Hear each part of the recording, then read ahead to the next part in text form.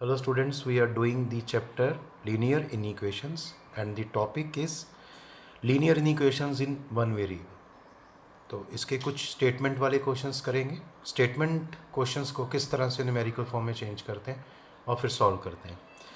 तो first question है the cost and revenue functions of a product are given by C of x equal to 2x plus 400 and r of x equal to 6x plus 20 respectively, where x is the number of items produced by the manufacturer.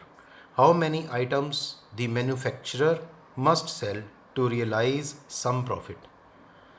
मतलब revenue function दिया हुआ है आपको और एक cost function दिया हुआ है। This is cost function, this is revenue function. और x यहाँ किसको रिप्रेजेंट करता है? Number of items produced by the manufacturer. तो आपको बताना है कितनी आइटम्स मैन्युफैक्चरर सेल करेगा कि उसको कुछ प्रॉफिट होगा। ठीक है, तो उसको प्रॉफिट होना चाहिए, कितना भी हो लेकिन प्रॉफिट होना चाहिए, लॉस नहीं होना चाहिए।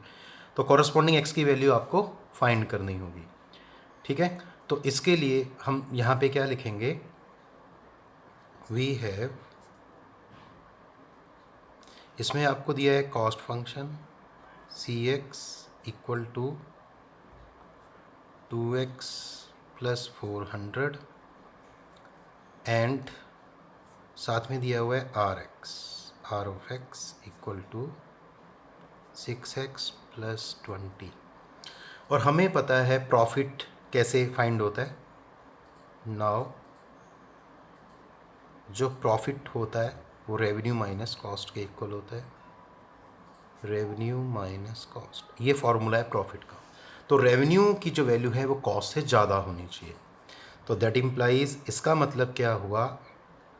To realise a profit, to realise some profit we have, तो हमें क्या मिलना चाहिए? जो रेवेन्यू है दैट इज़ आर एक्स, वो किससे बड़ा होना चाहिए? कॉस्ट से बड़ा होना चाहिए। अगर रेवेन्यू कॉस्ट से ज़्यादा होगा तभी प्रॉफिट मिलेगा मैन्युफैक्चरर को। तो आर एक्स की वैल्यू क्या हो जानी चाहिए? ग्रेटर देन सी एक्स होनी चाहिए। प्रॉफिट तभी होगा। अगर इक्वल होगा तो नो प्रॉफिट नो लॉस होगा, इसलिए यहाँ पे ग्रेटर देन का सिंबल आएगा। अब आर एक्स की वैल्यू देखिए कितनी है? 6x plus 20 greater than, and this is 2x plus 400। अब ये आपके पास एक लीनियर इनइक्वेशंस बनी इन वन वेरिएबल। अब नॉर्मली ऐसे हम सॉल्व करते हैं वैसे इसको सॉल्व करेंगे। इसको इधर शिफ्ट कर देंगे, इसको इधर शिफ्ट मतलब ट्रांसपोज कर देंगे। तो यहाँ से देखेंगे 6x minus 2x greater than, this is 400 minus 20। Now this is 4x greater than, this is 380। Now dividing both sides, ये आपको लिखना होगा साइड पे, यहाँ पे डिवाइडिंग बोथ साइड्स बाय 4। तो जब हम इसको 4 से डिवाइड करेंगे तो ये कितना आ जाएगा? 95। तो देखिए जब 4 से डिवाइड करेंगे तो ये 25 आएगा। इसका मतलब ये हुआ कि जो x की वैल्यू है वो 95 से ग्रेटर होनी चाहिए। तो देयरफॉर, तो आंसर बन गया हमारे पास। देखिए इसको देख के, देयरफॉर जैसे क्वेश्चन पूछा गया है उसी फॉर्म में आंसर देंगे जिस टर्म में पूछा गया है। देयरफॉर द मैन्युफैक्चरर, बिल्कुल ऐसे ही लाइन लिखनी है आपको, मस्ट सेल। अब यहाँ देखिए कितनी आइटम्स वो सेल करेगा, तो ग्रेटर देन 95। तो यहाँ लिखेंगे more than 95 items to realise some profit. तो ये आपका आंसर बन जाता है। तो एक बहुत ही अच्छा क्वेश्चन है ये वाला। फिर से एक बार देख लेते हैं। प्रॉफिट किसके इक्वल होता है? रेवेन्यू माइनस कॉस्ट के। अब प्रॉफिट तभी जनरेट होगा जब रेवेन्यू की वैल्यू कॉस्ट से ज़्यादा होगी। तो to realise some profit we have R x should be greater than C x. तो इसकी वैल्यूज पुट कर देंगे। नॉर्मली जैसे सॉल्व करते हैं इन इक्वेशंस को, इसको सॉल्व कर लेंगे, इसको ट्रांसपोज करके उसके बाद 4 से डिवाइड करेंगे। यहाँ एक्स की वैल्यू आएगी, उस टर्म में हम आंसर देंगे। Therefore the manufacturer must sell more than 95 items to realise some profit. तो इस तरह से कर सकते हैं आप क्वेश्चन को। एक और ऐसे ही क्वेश्चन देखते हैं। Question is the marks obtained by a student of class 11th in the first and second terminal examination are 62 and 48 respectively. Full stop. Find the minimum marks he should get in the annual examination to have an average of at least 60 marks. तो ये जो statement है इसको पहले numerical form में हम change करने की कोशिश करेंगे।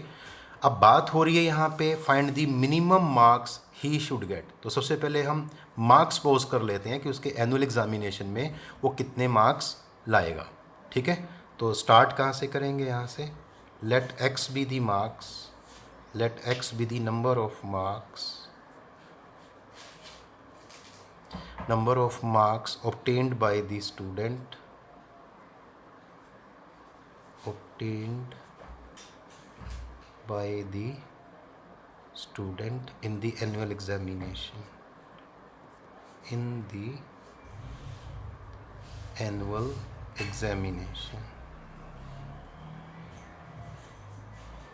in the annual examination। ठीक है जी। Therefore, by the given condition, by the given condition we have।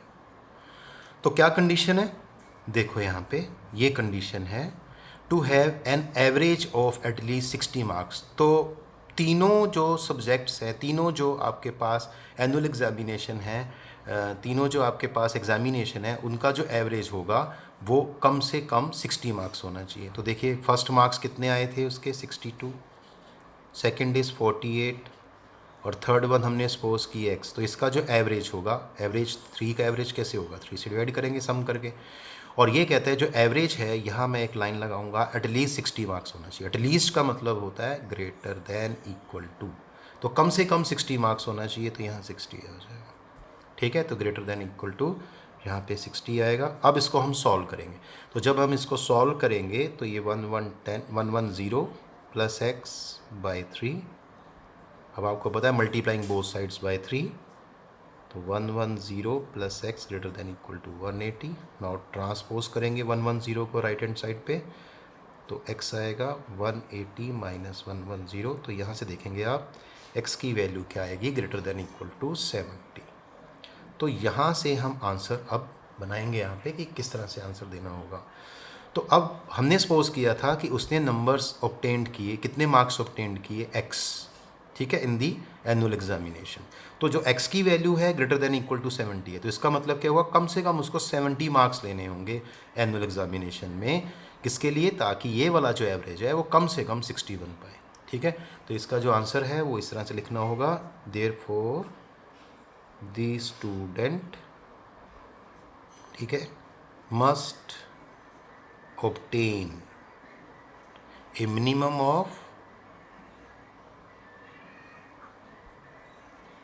a minimum of 70 marks in the annual examination।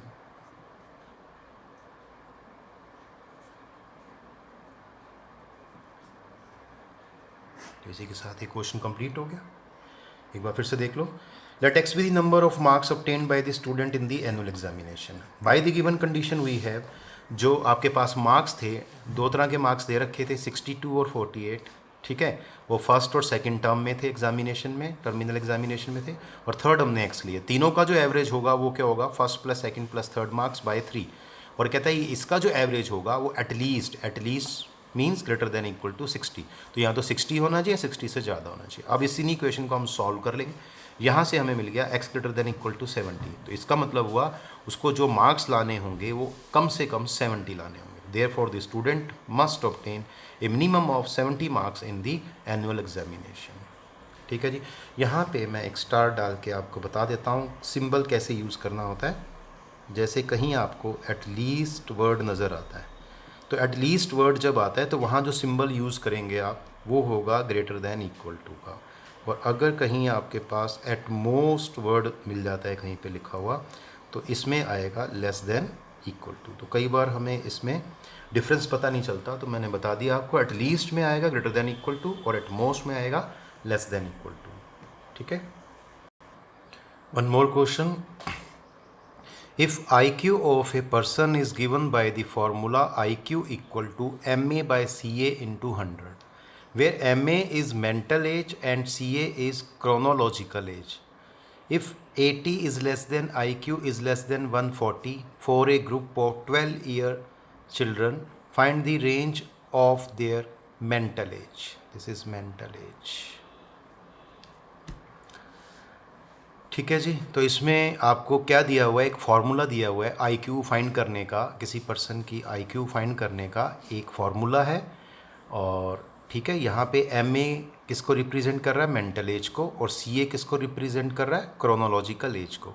ठीक है, तो यहाँ हमें लिखना होगा गिवन, एक तो हमें यहाँ पे दिया हुआ है for a group of 12 year children, तो ये 12 ईयर चिल्ड्रन जो है ये सी ए की वैल्यू है, तो गिवन सी ए मीन्स क्रोनोलॉजिकल एज, ये आपको 12 दिया हुआ है।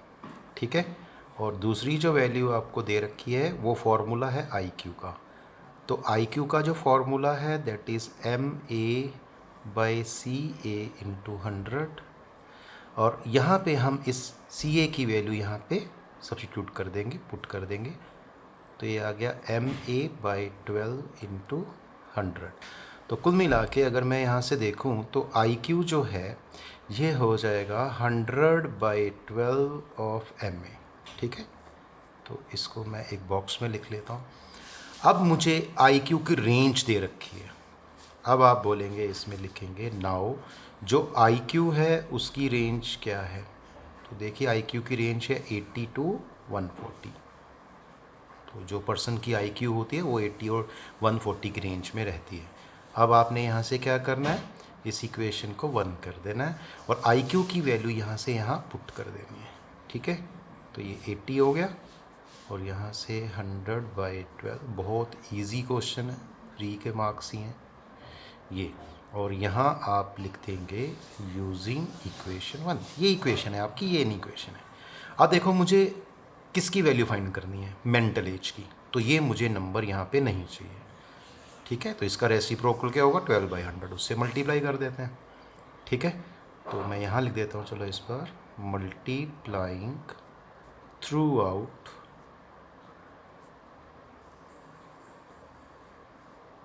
By 12 by 100। तो देखिए ये 80 हो गया, ये 12 बाई 100 हो गया, और ये 100 by 12 M A into 12 by 100। ठीक है, ये कैंसिल हो जाएंगे और यहाँ से 140 इंटू 12 बाई 100 हो गया। देखिए मैंने इसको कैंसिल नहीं किया था यहाँ पे फैक्टर को, क्योंकि मेरी कैलकुलेशन ईजी हो जाएगी, नीचे 100 आ गया ना। ठीक है, तो यहाँ पे जब मैं इसको सॉल्व करूँगा तो ये 9.6 हो जाएगा, दिस इज़ सिंपली एम में। और अगर मैं इसको सॉल्व कर दूँ यहाँ से, ठीक है, यहाँ एक 0 कैंसिल होगी, एक 0 यहाँ से कैंसिल होगी, इसको सॉल्व करेंगे तो ये आ जाएगा 16.8 सॉल्व करने के बाद। ठीक है, तो ये वैल्यू आपके पास आ गई। इसमें देखिए आप किस तरह से है ये, तो इस तरह से ये आप सॉल्व करेंगे तो एम ए की रेंज आ गई आपके पास। ठीक है, तो एम ए की जो रेंज है वो 9.6 से लेके 16.8, और यहाँ लिखना होगा आपको विच इज़ दी रिक्वायर्ड, देखो रेंज पूछा ना, find the range of their mental as, which is the required range, which is the required range, बस। तो ये आपका आंसर हो जाएगा। तो जो एम ए जो होगा, मेंटल एज जो होगा वो 9.6 से लेके 16.8 के बीच में लाई करेगा, जिसमें 9.6 इंक्लूडिंग वैल्यू है और 16.8 भी इंक्लूडिंग वैल्यू। तो ये एक अच्छा क्वेश्चन है। इस तरह से एक और क्वेश्चन लेंगे इसी तरह से। In an experiment A solution of hydrochloric acid is to be kept between 30 degree and 35 degree Celsius. What is the range of temperature in degree Fahrenheit if conversion formula is given by C equal to 5 by 9 bracket capital F minus 32 bracket close, where C and F represent temperature in degree Celsius and degree Fahrenheit respectively. ठीक है जी, तो ये भी एक तरह का in equation का ही question है, इन वन वेरिएबल। ठीक है, तो देखो किस तरह से इसको हमें करना होगा। तो देखिए तो एक वेरिएबल को दूसरे वेरिएबल की फॉर्म में हम शिफ्ट कैसे करते हैं फार्मूले का यूज़ करके। तो देखिए इस तरह से सबसे पहले हमें लिखना होगा गिवन एक फार्मूला दिया आपको conversion formula c equal to 5/9 f minus 32। देखिए यहाँ पे दो वेरिएबल है c और f, क्योंकि इनकी वैल्यू कुछ भी हो सकती है ना। तो इसको हम 1 कर देते हैं, दिस इज़ इक्वेशन। और एक हमारे पास इन इक्वेशन फॉर्म में एक स्टेटमेंट है, उसको हम चेंज करने लगे हैं। अब लिखना है आपको बाय द गिवन कंडीशन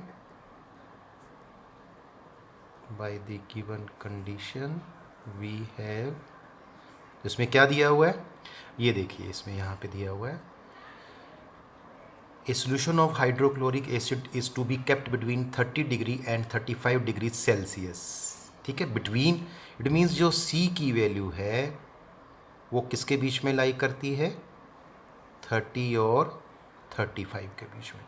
अब यहाँ पे ध्यान रहे, यहाँ पे आपको डिग्री मेंशन नहीं करना है यहाँ पे, ठीक है। C खुद ही डिग्री में, तो C की वैल्यू ऑटोमेटिकली 30 डिग्री और 35 डिग्री की फॉर्म में हो जाएगी, ठीक है। तो यहाँ डिग्री आप मेंशन नहीं करेंगे। अब आपको एक काम करना, बहुत ही सिंपल, ये जो C की वैल्यू है यहाँ से आपने यहाँ पुट कर देने हैं 5/9 f माइनस 32, ठीक है, और लेस देन क्या हो गया 35, ठीक है।